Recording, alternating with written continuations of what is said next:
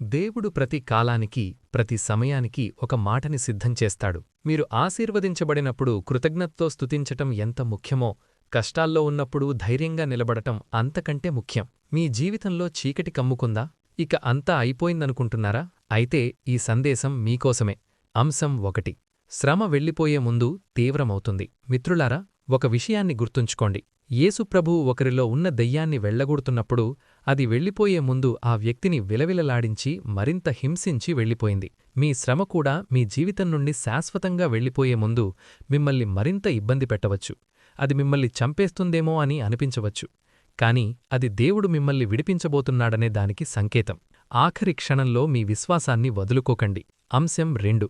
కొండంత కష్టాన్ని సముద్రంలో పడవేయండి. చిన్న చిన్న కష్టాలు ఒక్కోసారి కొండంతగా మారిపోతాయి. ప్రార్థన చేసినా ఏమీ మారట్లేదని మీరు నిరాశపడుతున్నారా? దేవుడేమంటున్నాడంటే, ఆ కొండను చూసి నీవిక్కడి నుండి వెళ్లి సముద్రంలో పడు అని ఆజ్ఞాపించమంటున్నాడు.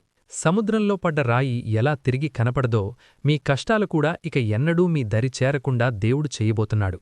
మీ ప్రార్థనా శైలిని మార్చుకోకండి. అదే విశ్వాసంతో ఆజ్ఞాపించండి. అంశం 3. దేవుడు మిమ్మల్ని పరీక్షిస్తున్నాడు.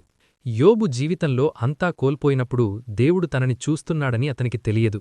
కాని యోబు అన్నాడు, ఆయన నన్ను చంపినా నేను ఆయననే నమ్ముతాను అని. దేవుడు ఆ పరీక్షను చూసి మురిసిపోయి యోబుకు రెట్టింపు ఆశీర్వాదాలనిచ్చాడు. మీ కన్నీళ్లు, మీ వేదన, మీ ఒంటరితనం ఇవన్నీ దేవుడు చూస్తున్నాడు. ఇది కేవలం ఒక పరీక్ష మాత్రమే. మీరు ఈ పరీక్షలో పాసైతే దేవుడు మిమ్మల్ని కోట్లాది మందికి ఒక గొప్ప సాక్ష్యంగా నిలబెడతాడు. అంశం 4. ఉత్తమమైనది మీకోసం వేచి ఉంది. సారా 90 ఏళ్ల వయసులో కూడా దేవుడిచ్చిన వాగ్దానాన్ని నమ్మింది.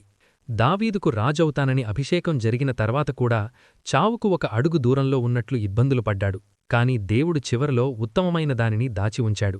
మీ ఉద్యోగంలో, వ్యాపారంలో లేదా కుటుంబంలో మీరు ఏదైనా కోల్పోయి ఉంటే బాధపడకండి. దేవుడు అంతకంటే శ్రేష్టమైన దానిని మీకోసం సిద్ధం చేశాడు. మీ పిలుపు ఉన్నతమైనది. మీ కిరీటం మహిమగలది. మిత్రులారా, లోకమంతా మిమ్మల్ని విడిచినా దేవుడు మిమ్మల్ని వదల్లేదు. మీరు ప్రార్థించే ముందే దేవుడు సమాధానం సిద్ధం చేశాడు.